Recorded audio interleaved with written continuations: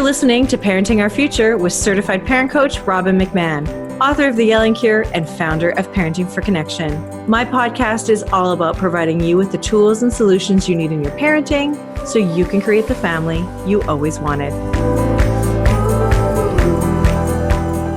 Hey everybody, it's Robbin here. Welcome to Parenting Our Future. Okay, mamas, for all of you mothers and daughters out there, you gotta listen to this episode. It's so important to help you with your relationship with your daughter or your mother, depending on what's going on. I have Dr. Helen McIntosh here and Blythe Daniel, mother and daughter duo, who have both co-authored the book Mended, which is restoring the hearts of mothers and daughters. Really awesome. And just to tell you a little bit about these two sparkly human beings in front of me, Blythe, you are a mom and a wife, and you work with authors to help them market their books. But you are also an author yourself, and you have 3 kids as well with your husband. And then Dr. Helen, you are you have your doctorate in psychology. You're a counselor, a speaker, an educator, and you also are an author of your own books called Messages to Myself and Eric, Jose, and the Peace Rug. And so you've had your work. You've had your work everywhere, from Guideposts to Parent Life to Home Life magazines, and you are in Georgia with your husband, and you have 5 grandkids already. Oh my gosh, that's awesome. Well, welcome to you both. I'm so happy to have you here. Thank you so much. We're so happy to join you. Yeah, so, I know that this is one of those areas that is really tricky, right? That mother-daughter relationship can be beautiful. It can be really contentious. And I think that sometimes our daughters, if I'm talking from a mom perspective, our daughters move away from us for a time, right? In those teen years, and eventually come back. But sometimes there can be a lot of damage in those years too, when our kids pull away from us. But maybe I'll get you to start, Dr. Helen, because this really comes from your experience with your own mother. Is that right? Yes, it did. I grew up in a wonderful home, but mother did have these huge bouts of anger and depression, anxiety. I can say those words now. I didn't know those words when I was a little girl. I just knew it. She made me feel bad. In other words, she would say things like, "You're so stupid, you can't do anything right." And I just walked on eggshells. So fast forward to the day when Blythe was a grown girl, and we could talk about some of the things. She saw the same behaviors in my mom when we would go to visit. So we were able to really talk about these things. And so when Blythe got ready to go to college, I'll let her share in a minute what we did. So we began some wonderful work on our relationship to prevent the same things from happening that I had experienced in my growing up time with my mom. Now, fast forward just for a minute, my mother had several decades of her life after that time. In other words, we still had this wonderful life with my mom, and she did get help for a number of her issues, but not everything. So a lot of our book talks about how to restore the things that you can so that you don't have any regrets, and we'll get into that more. Mm-hmm. But that's pretty much what it looks like. We encourage women to do all that they know to do, and we have lots of juicy things for them to bite into. And in the book, some wonderful conversation starters so that you really can know that you've done everything possible, but not outside of your own personal boundaries. In other words, I love the word picture of 2 cups bumping, which would represent my mother and I. And what comes out of the cup is what's in each one's heart. And it's a picture of each one's responsibility. And so somewhere along in all those years, I knew that I wasn't totally responsible for my mom's difficult behaviors and the difficult relationship we had, but it sure was miserable.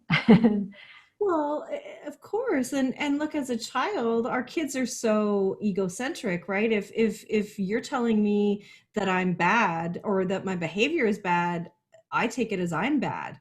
And Right. then you start building those limiting beliefs about yourself, and it holds you back, right? And we know that the more adverse childhood experiences somebody has, the less they're able to thrive in this world as well. And I just want to, you know, honor you, Dr. Helen, that you were able to stop that cycle, right? Because Mhm.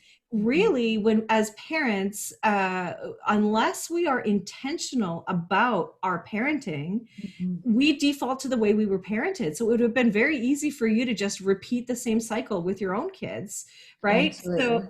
yeah, so I think that takes a lot of self-awareness, right? And beautiful love that you have for your own mother to see past that, right? That is really beautiful. But Blythe, I think there was something Dr. Helen was going to pass it over to you. So your experience in all of this, tell me about that.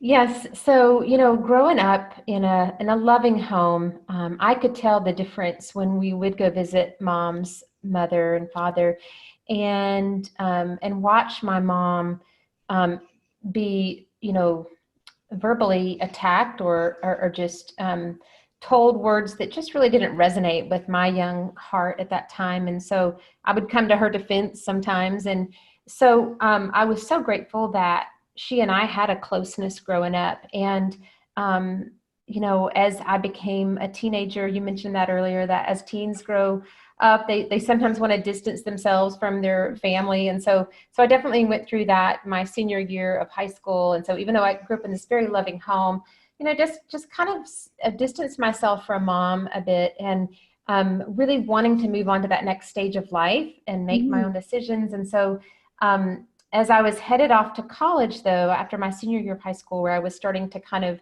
plant my own roots independently in my own space, I had a conversation with mom that she initiated, and she said, I don't want you to feel any control from me, because that's what she had lived with. And so she said, I want you to be able to speak up. And if I do something that feels like control, I need you to say, Mom, that feels like control. So I knew that was there going off to college, because that's a time too when parents can typically kind of gravitate towards or, clamp down on their kids a bit more, Yeah. and wanting to be able to hold on as long as they can. Um, Yes.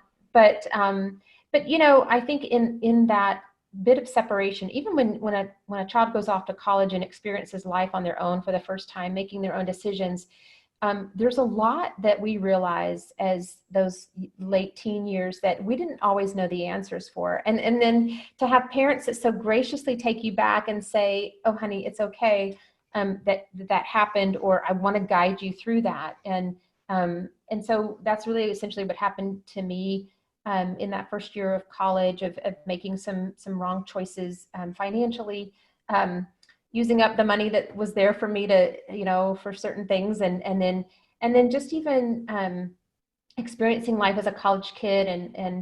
I think just as we were able to talk about choices, to be able to say, okay, do you want us to show you how to balance your checkbook, or do you want us to help you with that issue? And so there are things that, like, so much for a parent to be willing to step into a child's life and be there for them and not make them feel like they messed up, and to do it with loving open arms, that really draws the child in. And I think most people know that, you aren't going to shame or hurt your child in that way. But so many times, and I think this is where it's hard, especially between mothers and daughters, is because mothers want so much for their daughters to experience life, maybe even different than they ever have experienced themselves. And oftentimes the daughters mirror the mother in some ways. They can even say, oh, gosh, you were just like me and when I was that age.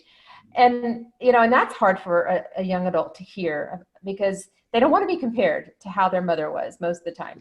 So I think it's really important that that parents look at how are they drawing out the things that their child needs them to hear. What areas can they be helpful in with their children, especially as they're getting older and becoming more independent, and making sure that they don't make comparisons and that they don't put expectations on their kids that are going to set up a wall between the child and the parent. So I'm honestly really grateful that my mom and dad took the time to ask me, do you want our input? Because most parents just kind of go right in, and that's what's hard between, like that's what's hard sometimes between mothers and daughters, is that just, I'm going to immediately tell you what I think without asking if it's okay for me to make a suggestion or for me to give you feedback. And that's what we really spend some time on in our book, Mended, is to help readers see that it really is an honoring process to each other to ask if it's okay to share and ask for those conversations. That's really great. And that comes at a point, right, when you are a little bit older. And so you've said a bunch of things that I want to address, because I fully agree with you. Look, the teen years are there to separate us, to prepare us for being away from our parents. So naturally we're going to pull away. And the more parents realize that, the more that they can just sort of relax into that and say, okay, that's just what my kids are doing right now. And it's totally normal and it's really okay. And it also is confusing because teens are really good at saying, like, hold me, but don't touch me, right? Or I want to tell you all of my troubles, but you're not allowed to speak, so it's very complicated and confusing. But then to have the kind of relationship with your parents, and this is what I teach the people that I work with to do, the beautiful parents that I work with, is to have your relationship with your child to be one where they can come to you at any time and not be judged or criticized, right? And to be, to realize that it's okay to make mistakes, right? And so the more us as parents can say to our kids, you know what, I honor that it's okay to make mistakes, and you can come to me even if you've done something wrong, bad, or you're in trouble of any kind. If parents can do that for their kids, that is a huge way to build and strengthen that foundation of a relationship, right? It is huge.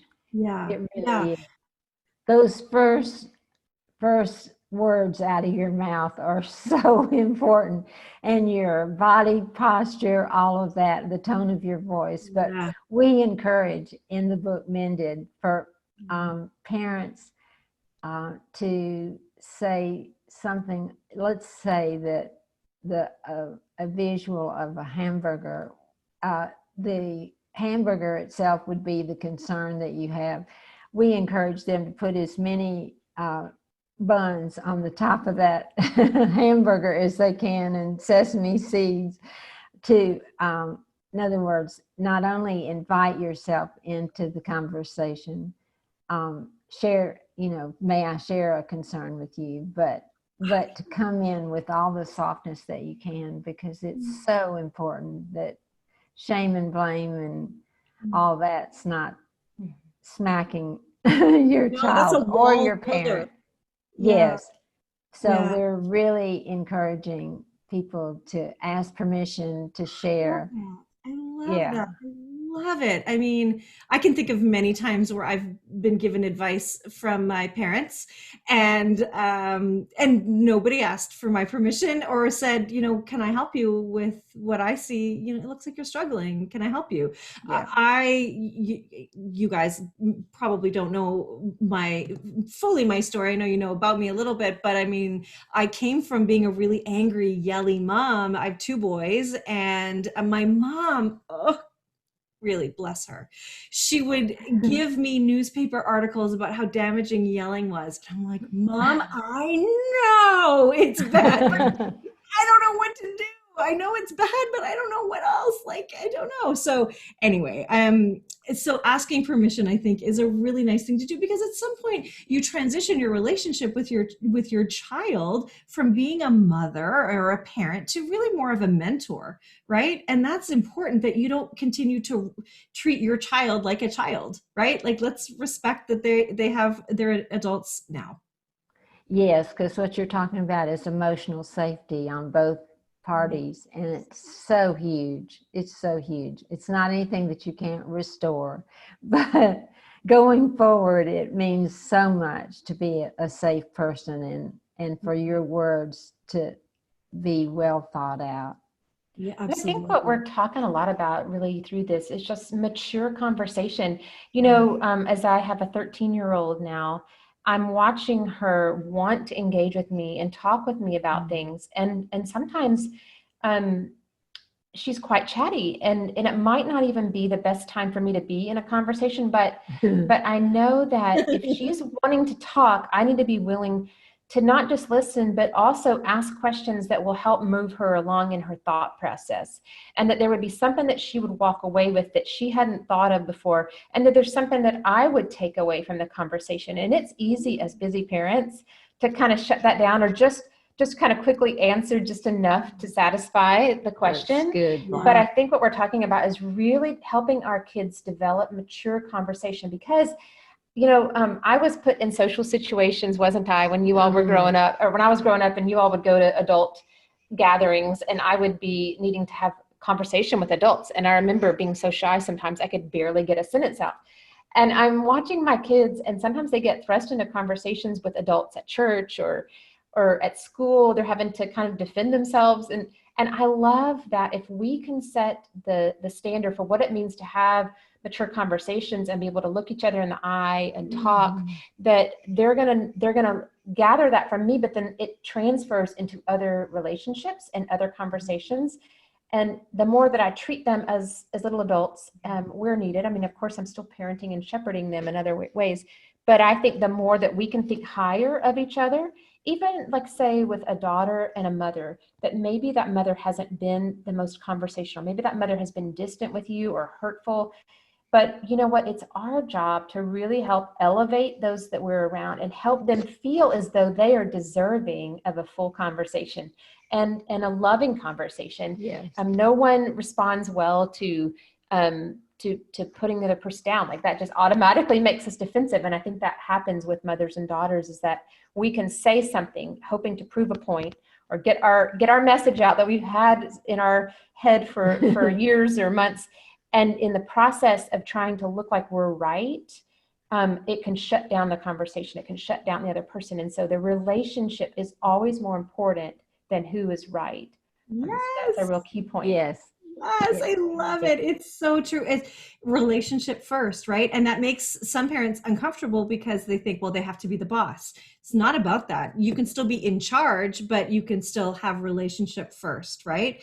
And I want to say, just to tag on to what you've just said about having conversations and mature conversations, it does mean that A, you have to listen, and B, that if you hear something you don't like, because oftentimes when you want to go and start a conversation with someone, you're starting a conversation because there's something wrong, right? Usually, or there's a problem. And so if you're the one to approach, sometimes people, your child or your spouse or whatever, will come at you with a bunch of things that are not nice, right?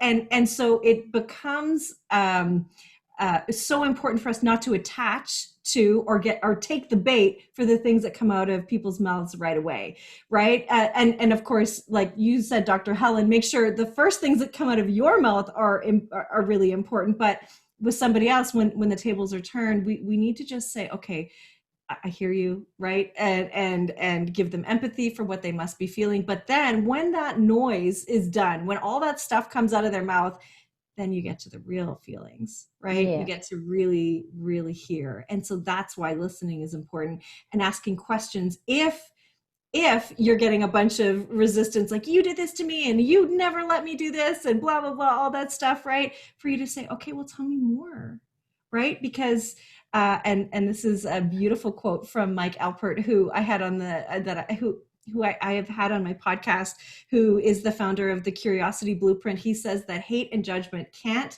live when you're curious. So I think that is really great, a really great way to have that conversation, right? I couldn't agree more. Oh, Robbin, and that is exactly what Blythe and I have experienced. And these positive conversations can diffuse so much anger.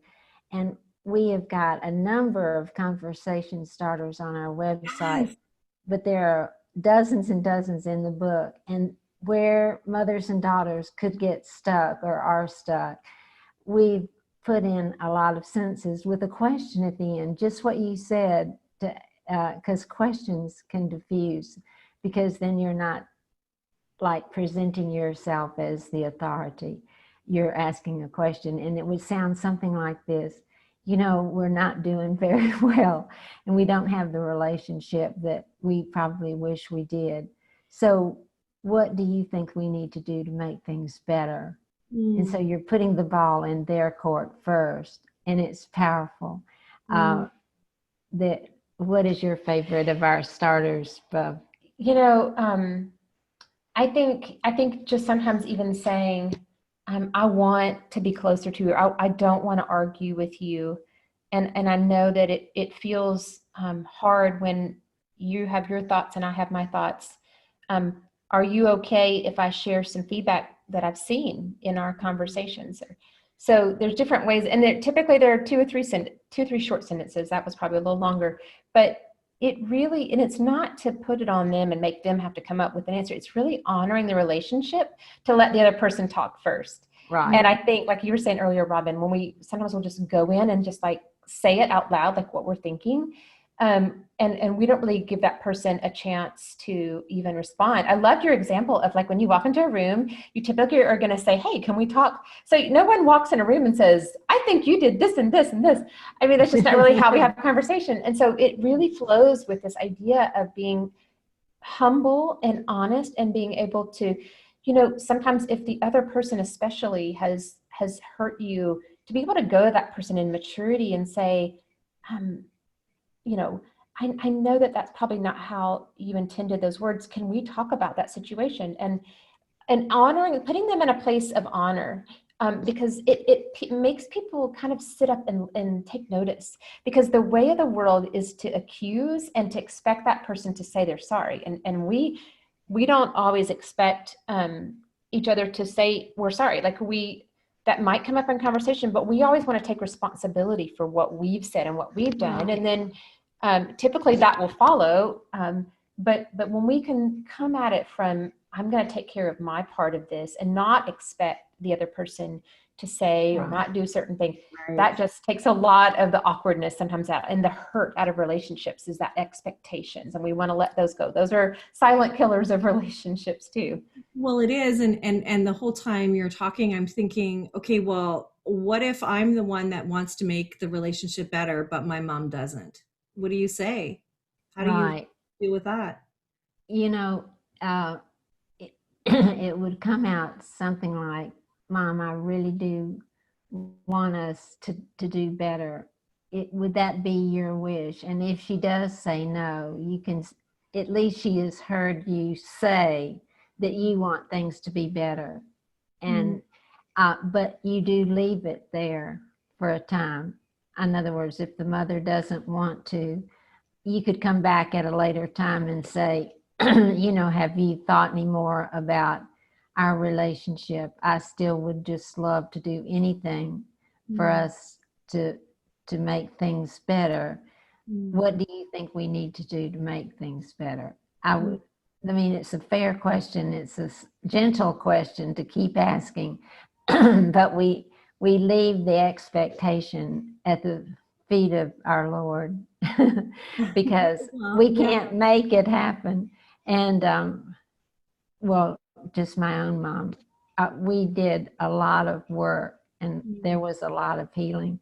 But even in her hospital stay shortly before she died, she was still ranting and raving about some things. Oh my. But I knew to not take personal responsibility for that. It was her coming out of her cup. And and really I had only done a kindness for her. And as we know, as counselors, people, I was her scapegoat. In other words, she knew that I probably wouldn't retaliate, so I'm the one that got most of the fury. So I kept that little piece up in my head, in my thinking. It felt personal, but I knew that somewhere that I just kept asking God to give me grace to get through it. It was hard, but it was okay. Okay, but then let me ask you, Dr. Helen, what if you go back and your mom says, nope, not unless you let me see the grandkids all the time, and you don't want her to, not unless you vote for the same political party that I do, not unless you go to the same church that I do, and so on and so on and so on. Like what if it doesn't feel like it could get there? How do you start there? I think I would say I'm hearing a long laundry list of your expectations, and I'm hearing you say that if I only do these things, then we can have a relationship. And you can say, I think we probably have a different definition of what it takes to make a good relationship. And Mom, I want us to work on our relationship without having to agree on political parties, or do you think we could do that? And honestly, if she says no, worst case scenario, I guess you'd have to take some time out, and you could say, I just will need to do some thinking about this, because what I really think is realistic is just for us to have a relationship regardless of our these other things. Mm-hmm. It should be unconditional. I know it should be, right? It should be. And we know that your mom's cup, her teacup, was filled with experiences from before you were even born, right? And that has to do with what's in there. And she was probably hurt by many people or situations and that sort of thing. And that makes up who she is. And so it's knowing, and you're right, it's never about you. It's never personal, right? It's never personal. Right.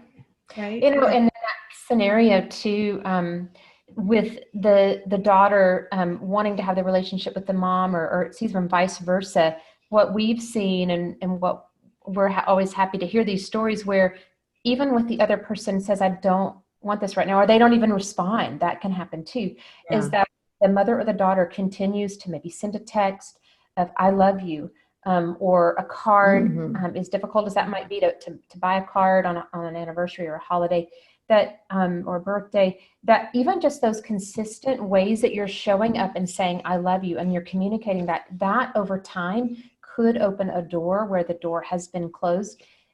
So even if the person says no, and that it may not be your final conversation, we pray that it won't be, but that God would continue to work in her heart as he's working in your heart, and prayer has so much ability to change a relationship, and sometimes we leave that piece out. So I would say add to that pray for that person, and not in a way of like, God, please convict her, but honestly just praying for open hearts, open doors. And that because we have seen miracles where doors were totally closed for years, and God opened that door. And I think that consistently showing up is helpful in ways that don't feel like it's putting on too much of yourself that you don't feel like is healthy, like Mom was saying earlier.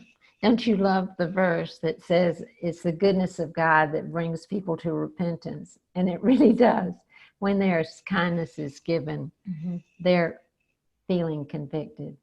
Right. So don't let it be just one no, you can still do more. I love that. That just endears the other person to you, right? I mean, and what better way to drop a wall than to fill them with love and shower them with love. Yes. Let me ask you though, what happens if your mother is gone and she's passed away? We love the verse in Ephesians 6:13 that says, and having done all to stand. And if you know that you did in her lifetime all the things that you possibly could, you can rest there. I mean, that's where I'm having to be, because I started having so many regrets after Mother died. It was a mixed blessing when she died. I knew that I wasn't going to get hollered at anymore, but I also lost the opportunity to make our relationship better. And I said, I don't mean that I thought I had that kind of power, but I thought the relationship could have gone further. But, I just had to continue to remember the truth, which was that I had done all I knew to do at the time. And I'm just going to have to leave it there. But it is a grief when a parent is gone that you wish that you had had a better relationship with. But God does, he does restore the heart. And if, a good definition of grief is losses and changes, is to list even the losses and changes that have come about as the result of the death of someone, and grieve that loss and grieve that change. But I think that God will show up in an amazing way. What do you think, Blythe? Yeah, I do think that, you know, we know that that God has created us for relationship, and certainly He cares about these relationships. And some people even maybe feel like, where is God when I'm having these difficulties? If He created us as mother and daughter, why hasn't this gone well? Why didn't she respond to me? And you know, there's just some things in this life that we're not going to understand, but yet we know that God is a God of love, and God does forgive us for the things that we've done. God forgives the other person when they've acknowledged it. And so, as Mom said, I think that part of it is resting in the fact that God does intend to make good out of those hard places in our lives. And so asking Him, God, where do I see you at work in this in my life? God, how are you going to restore this? How are you going to help me move in my life without being able to restore or resolve? God, what is that going to look like? I think when we get really honest with Him and ask Him, He's not afraid for us to ask Him these things of, God, I need you to repair my heart. Or even being able to say to another family member, I never got what I needed to with Mom, or I never got to what I needed to with your sister if it's a daughter. But I think being able to talk about some of those things with God for sure, and with family members, of let's look at the things that we were able to do. Let's look at the ways that we did love each other. And but I think ultimately, yeah, taking it to God, and to just saying, God, I need you, because as we said at the beginning of the conversation, that we don't want these things to get passed down to the next generation. And so Mom could have held on to those things with her mom, and it had affected our relationship, which could affect me and how I'm raising my daughters. But we 100%. said, no, we're not gonna let these areas of hurt go another generation. We're going to take care of it now. And I think that's a really important point. Yeah, I do too. And I think that it's kind of exciting, because at this point in history, we've never really been here in terms of parenting before, because it's always been the child is less than, but we're looking at it differently. They're not less than, they're just less experienced. They don't have a fully grown brain. We have to help them out, right? But you add this dominant parenting style and a mother with pain who, you know, doesn't have another way to cope. It does create a ripple effect throughout the generations, right? But Dr. Helen, you didn't want that, and you stopped it. And this is what I love about every parent listening to this podcast right now, is they want to show up differently for their kids, because the way they were parented doesn't feel good to parent their kids that way. So that's what I feel is really exciting. And you know, look, my dad passed away 5 years ago, and I didn't know anything as much about what I know now. And we had a bit of a contentious relationship. He was, you know, anyway, it doesn't matter. It doesn't matter what that was like, but I mean, it did leave a mark, right? And there is no way to go back and make amends, right? We left or he left with us in good terms, but there was other stuff in my life that, you know, was damaging to me, and yeah, there's no way to get through it. So just really give it to God, or surrender to it, or let it go, and know that this is here to teach you somehow, and look for what that could be.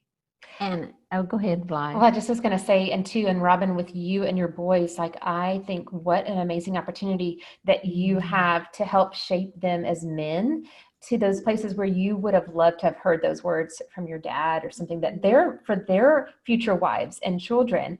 You're having such an impact, and I think that's so important. And my husband's in a similar situation where his father and him weren't close, and I love watching him with my son. And so it works with fathers and sons, and mothers and sons, and a lot of the things that we're talking about. But I do think it's important that you're addressing it with your own family. You know what you've been through, and you know where are those places that have needed healed and restored for the next generation. Yeah. Well, and I've also seen the result of a parenting relationship where, they don't honor their child, and there's strained relationships, right? I can see that in other members of my family, who don't have that strong relationship, and it's too bad. It's very sad because you miss the opportunity for your kids to know these adults in their life, right? And have more trusted adults in their life, more family in their life, right? I mean, so it just is so great for everybody if you can just stop running your own agenda and just come, sort of heart in your hands and say, look, I love you. We are wired for connection. This is how we are made. How can we make this better, right? Yes. How do we make things better? For And you're your so well-being right. and for theirs. Um, Sorry. no, I'm tagging on to what you said. These wounds do leave a mark, and they also leave a pattern. And what we've talked about just now is all the ways that we can try and break that pattern. And just a few days ago, I hadn't even had a chance to tell Blythe, but I found a piece of paper where one of her daughters had made an acrostic. Is that the word? She had, they call me Nanny, and so she had put something by an N and an A and an N, another N, N-I-E. And the N stood for never angry. And I cried because that was one of the patterns that could have come to Blythe and her family Oh, because of my mom. And I just cried and cried. oh, It's really special. That oh. meant the world. Yeah. That would mean the world. Like, that's like, okay, I'm done. It's worth it. Everything I did, that is so beautiful. I hope my grandkids think that of me. From being such an angry mom, I just didn't know. And actually, one of the reasons why I was so angry is because I was never heard, especially by my dad. My mom wasn't really That's around, and my beautiful. dad didn't hear me. He never listened to me. And when I realized that I was actually yelling at my kids because now I had the control, I had the power, and I was yelling at the wrong person, it was like, Wow. whoa. Wow. Big insight. Yeah. That's beautiful. I'm Yeah. so glad that we have the opportunity to go to our kids, because in those moments where I have Blown it. yeah, totally. And I just was trying to think, not have the right tone of voice and all that I can go to my kids and I don't want them to ever think they have to automatically forgive. But mom taught me this, and we have this in the book on forgiveness, but that we can name what it was that we did. And I am so sorry for blank. Will you forgive me? And that shows them the responsibility that we're not just saying, I'm sorry. Or I hope you forgive me, but on taking responsibility for what we've done. And kids really respond to that, to be able to then own, for us to own it, but then for them to say, yes, I forgive you for, because they're not just giving out a blanketed forgiveness. So I have lots of occasions where I get to practice that. Oh, that's nice. I have a few too. I mean, we're still human, right? We still have our own range of emotions, and I love that. I mean, I don't think I can even remember a time where one of my parents was unkind or unfair and then said sorry after. It didn't happen. Yeah. That is huge. It's really huge, right? Because we're not perfect, and nor should we be. It's okay to show our kids that we're flawed, right? It prepares them for this world. Something happened recently to one of my kids, and my husband shared, well, he didn't say it this way, but it was basically, that is what happens in life. And so, if we grow up and we try to protect them and we try to keep them from seeing our flaws or from seeing where we need to ask their forgiveness, I mean, they're going to have a real different picture of the world. The older they get, they're going to expect perfect relationships. And, we know there's no perfect relationships, but we're here to make them better. Because that really is our job as parents, to help make our relationship with our kids better, to help make their relationships, help give them the principles to make their relationships better with their siblings and with their future families. So we're talking about tools for relationships, really. Yes. Yeah. The language we've given Robbin in our book Mended is our hope for giving them a way to really truly start anew in a conversation. We're not asking people to go back decades and decades and fix all those terribly broken things. There is a way that you can just start even today with a simple sentence and begin taking that wall down. It's just been amazing to hear the stories of the years of the power of a loving, humble sentence like, what I want is for us to be restored. What do you think we need to do to make things better? I mean, something that simple can absolutely cause a 180. I really agree too, and especially when your intention is connection, because your intention has to be right, and that it would be hard to turn that down. It would be really hard to turn that down. So I agree, and actually, I have two more questions for you, because I want to. You mentioned forgiveness, so I'd love to talk about how you forgive, and then I also want to ask you about boundaries and how you put boundaries in place. So if you're at a place where, okay, yes, you have an agreement that we're going to mend this relationship, so how? And you just said you don't go back years and years and years, but how do you forgive? How do you get over that so that you can move forward? So we look at three different types of forgiveness. The first is our forgiveness from God. So each of us, at some point in time, we want to take responsibility for the things that we've done or said or thought. And that could be in the context of your relationship with your daughter or your mother, but really we're talking about just in general. So getting forgiveness from God, because that is what he came to do, that he sent Jesus to give us forgiveness so that we can have, cleansed hearts and eternal life. But that is mainly for now, that we would live differently now. And then the second kind of forgiveness is the kind of forgiveness that I was referring to, of you asking forgiveness of someone else. So it could be a mother or a daughter or someone else. So, and that, sometimes is hard for us to admit that we've done something wrong. And so, but that is something that we want to take into account in our daily lives. Then the third one is a bit harder, and that's when that is granting forgiveness or being asked for forgiveness from the person who has done wrong to you. And that's harder because we don't always get that type of forgiveness. We don't always have someone saying, I was wrong to do such and such, will you forgive me? But there's a way to be able to say that to, even before the Lord, to be able to say, I choose to forgive so-and-so for the hurt that has come through our relationship, and naming it. Now, whether the person ever asks for your forgiveness, you can still grant that to them. You may even say that to them directly. I choose to forgive you. Like that would maybe come up in conversation of, why don't we get along?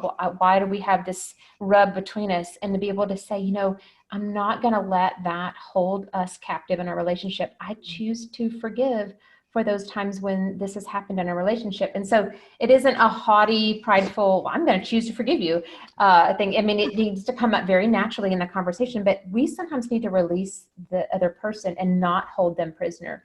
And so not let them hold us prisoner either, that we are so indebted to how they see us. And so those are the types of forgiveness. And, I think that when we put up boundaries in an unhealthy way, or like, we're not going to forgive them unless they come to us first. Well, that's a real wrong boundary to have, because we're expecting them to come to us. But the boundary that we can put up is, I'm not going to fall for the way that they've treated me. I'm not going to put myself in harm's way. That's a good protective boundary. But when it comes to forgiveness, we want to be as grace-filled as we can.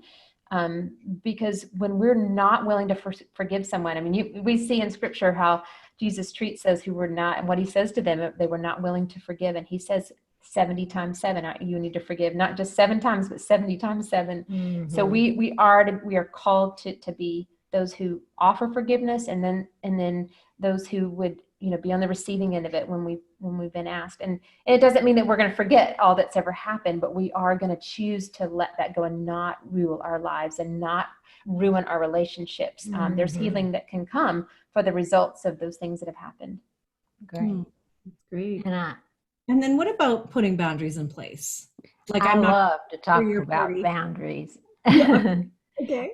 Certainly, we're not saying that we want to have no boundaries and that we want to do all the work, that's so unhealthy. I love to draw a diagram of like no boundaries on one end of a line and too many boundaries on the other end of the line. And the no boundaries would be just being a doormat, or another way to look at that one is somebody that's codependent, or also someone that is just maybe overloving. I made up that word because I guess helicopter parent would be another version of it. But I would say I was tempted to overlove Blythe and have no boundaries because I wanted so much to have a good relationship with her that I thought if I didn't have any boundaries that would make that happen. And then picture the other end of the spectrum is too many boundaries, which is somebody that's quite fragile or angry and they have too many. But the happy place is in the middle where we say yes to the right things and no to the things that are harmful. So it's a healthy boundary is a yes and no discussion, and that we don't need to be afraid to say no to the person we're having a difficult relationship with. God will give you the way to speak that. Did that answer your question? I think so. Yeah. Is there a way to say, look, this is what I believe, or this is how I'm going to parent my kids. Let's just say something that I see all the time, right? Like, I have clients all the time that will say, well, how come you're not doing this? Or how come they're not in this school? Or I'll only do this. So, and you want to hold a boundary between your parents and your mother's or father's advice and what you're doing. Like, look, look, this is my choice. So is there a way that we can hold those boundaries in a loving, gentle way, but firm enough that you get the point across? Well, that top bun would say, thank you so much for caring about my children, your grandchildren. Okay. Thank you for caring about my kids. We have reasons for making the decisions that we're making, but thank you for your input and period. I think that would be the end. I like that. Okay, that's good. Thank you for caring about my children, and we have reasons we're doing what we're doing, yes. and we will continue doing that. Yeah. Thank you for loving them. Mwah.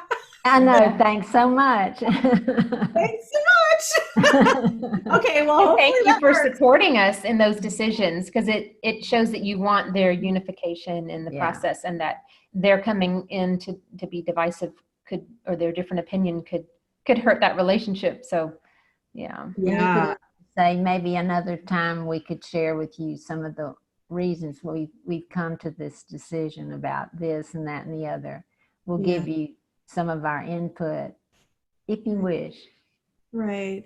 Well, this has been really good. I love this. You are both so beautiful. And I just love, Dr. Helen, that you have done this work and you have created such a beautiful human in Blythe and all of her kids and your grandkids and all of this. So beautiful. So let me just ask you, what is your best piece of advice for the listeners who are tuning in to listen, just in terms of relationships, whether from a daughter perspective or a mother perspective? What is your best piece of advice? I would say to not lose hope. Would you be willing to try again? If you would so choose to read Mended, our book Mended, I hope that would give you some inspiration to begin again. Isaiah 58:12 is so powerful and just promises that we can become repairers of the breach and that we can rebuild the ancient ruins. And I just want to make sure that your viewers, your listeners, are not losing hope, because it can happen. Restoration does happen. Late. It's never too late. Blythe, do you have some last minute advice? I would just say that it is so important for us to remember that we aren't the ones who are ultimately responsible for how our daughters or our mothers perceive us, and that we will give as much as we can of ourselves to the person, but they're making their choices and they're looking at our relationship through their lens, and we can't control another person. We can't change another person. And so what we can do is show up for who we know that we are, be true to that, take the time to make sure that we're listening to the other person. But anytime we try and change or control a person, we're going to be in dangerous territory or often off in the weeds. But to always remember to be able to extend that out a little bit, even if the person is making choices that you don't agree with, we still don't want to try and control or change. We want to be good listeners. We want to be there for them and continue to let them know that we care about them. We don't necessarily agree with their choices, but I think that's where I've seen, relationships, and I hope that my children will feel that way, that they can still come to me, even if I don't approve of what they're doing or what they're saying or who they're choosing to be friends with. That they know that the relationship is strong. And so I think that we have that responsibility to let them become their own people, at the same time, show who we are and the choices that we're making, but we certainly can't control or change them. And that we certainly can lift them up to God to pray over them. And that's really our job as parents. I really love that. Thank you for that. And what I heard you say is that the way people look at you, it's not ever about you. It's the filters that they see you through. And when your child makes mistakes, or no, not even mistakes, you may see it as a mistake, but if your child makes choices that you may not agree with, it's also not about you. Everybody's just doing everybody's doing their own thing, right? So that's what you said. Is that right? Yes, their own color. Yeah. I love that. So I would love people to read your book, Mended. Where can they get the book? So people can get our book, Mended, Restoring the Hearts of Mothers and Daughters. We have on our website, which is rourmendedhearts.com. We have a number of retailers that are listed on there. You can pick it up at any bookstore that sells Christian books. But if they do go to the website and connect with us there, rourmendedhearts.com. We also, like I said, we have a download of the conversation starters. If people want to download that, they're welcome to. There's also a free chapter of the book on there. Fantastic. And so anyway, we would love for people to connect with us. We're also on Facebook and Instagram, and we'd love to hear from people. Thank you. In the show notes. Well, thank you for spending this time with me. Thank you for sharing your story and such really beautiful tips. And and those conversation starters. Thank you for. I was gonna ask you to give me some for the show. We'll give you some. Yeah. So that is. I'll make sure everybody gets the link so you know how to get there. So so that's all great. Thank you for being you, Robbin. Thank you so much. Thank you for listening to this edition of my podcast, Parenting Our Future. I'm parent coach Robbin McManne, and if you're enjoying this podcast, please share it with someone who you think might also need to hear this message. And don't forget to subscribe, and if you like my work, I would be grateful if you gave me a 5-star rating. For those of you who like my content and want more, visit me at yellingcurebook.com to get your copy of my book and to find other resources to help you. Until next time, I am wishing you and your family peace and connection.